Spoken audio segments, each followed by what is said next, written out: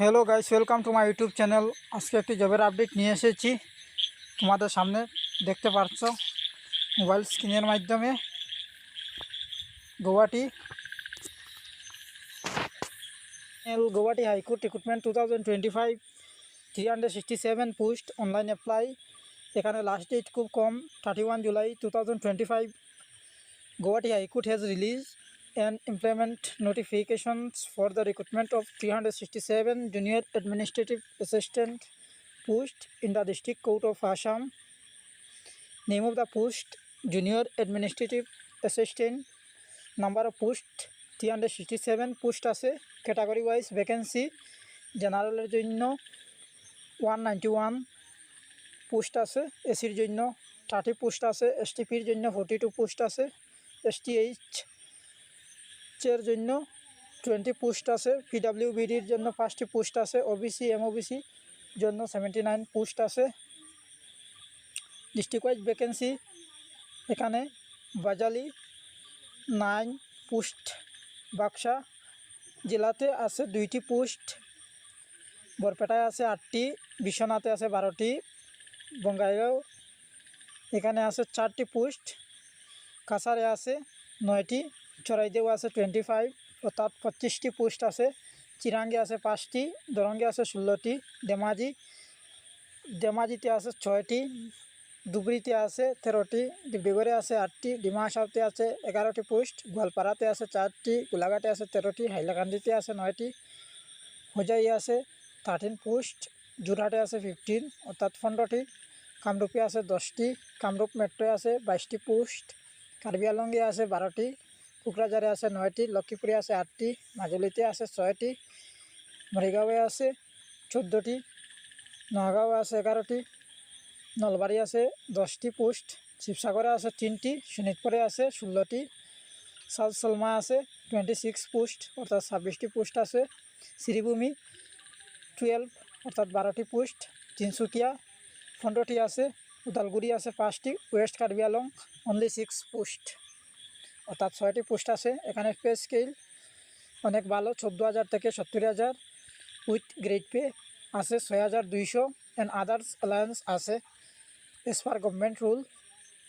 এখানে eligibility criteria হচ্ছে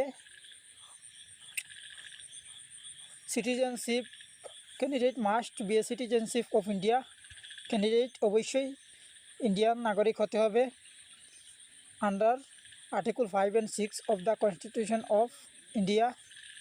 age limit হচ্ছে এখানে candidate age must be maximum 40 years age on last date of application. ক্যান্ডিডেটের অবশ্য 40 বছর ভিতরে হতে হবে।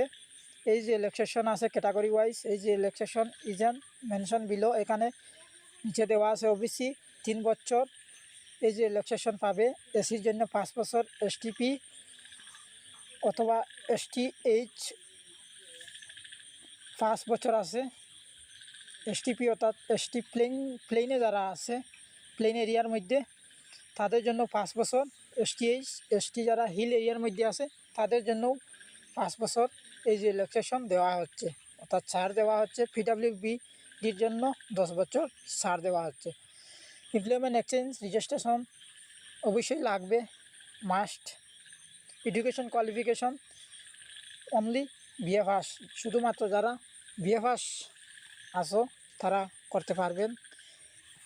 Official language proficiency, the candidate should have knowledge of the official language, official language জানা থাকতে হবে অর্থাৎ আসামিজ ল্যাঙ্গুয়েজ লাগবে মাস্ট।